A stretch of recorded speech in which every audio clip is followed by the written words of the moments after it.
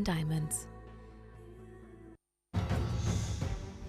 തിരുവനന്തപുരം വിതുര പൊന്മുടി റോഡിൽ ശക്തമായ കാറ്റിൽ മരം കടപുഴകി വീണ് ഗതാഗതം തടസ്സപ്പെട്ടു. KSRTC ബസ് ഉൾപ്പെടെ വഴിയിൽ കുടുങ്ങി. തുടർന്ന് വിതുരയിൽ നിന്നും ഫയർഫോഴ്സ് എത്തി മരം മുറിച്ചുമാറ്റി ഗതാഗതം പുനഃസ്ഥാപിച്ചു. തൃശൂർ വെളുത്തൂർ പോത്തുകുട്ടികളുടെ ചെവിയിൽ കമ്പിയിട്ട് കുത്തിയും ദേഹത്ത് പൊള്ളിച്ചും ക്രൂരത.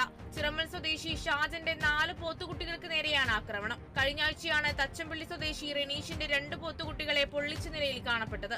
തുടർന്ന് പോലീസിൽ പരാതി നൽകി. കേരളത്തിൽ ഓണക്കാലത്തെ നിരക്ക് കണക്കിലെടുത്ത് പ്രത്യേക ട്രെയിൻ സർവീസ് നടത്തുമെന്ന് റെയിൽവേ അറിയിച്ചു. തിരുവനന്തപുരത്ത് നിന്ന് ബംഗളൂരുവിലേക്ക് ആണ് പ്രത്യേക സർവീസുകൾ ഏർപ്പെടുത്തുക.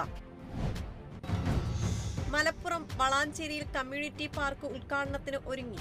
വ്യാഴാഴ്ച വൈകുന്നേരം 4 മണിക്ക് ടൂറിസം മന്ത്രി PA മുഹമ്മദ് റിയാസ് ഉദ്ഘാടനം ചെയ്യും.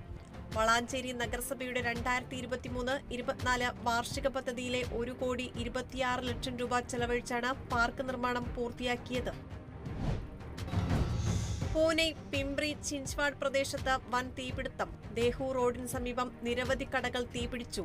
വിവരം ലഭിച്ചതിനെ തുടർന്ന് അഗ്നിശമന സേനയുടെ നിരവധി യൂണിറ്റുകൾ സ്ഥലത്തെത്തി തീയണയ്ക്കാനുള്ള ശ്രമം തുടരുന്നു. തീപിടുത്തത്തിന്റെ കാരണം വ്യക്തമല്ല. കൊല്ലം ചടയമംഗലത്ത് വീട്ടിൽ കഞ്ചാവ് ചെടി നട്ടുവളർത്തിയ യുവാവ് അറസ്റ്റിൽ. കടയ്ക്കൽ കോട്ടപ്പുറം സ്വദേശി മനീഷാണ് പിടിയിലായത്. ഇയാൾ വീട്ടിൽ കഞ്ചാവ് കൃഷി നടത്തുന്നതായി എക്സൈസിന് രഹസ്യവിവരം ലഭിച്ചിരുന്നു. തുടർന്ന് നടത്തിയ പരിശോധനയിലാണ് പ്രതി പിടിയിലായത്.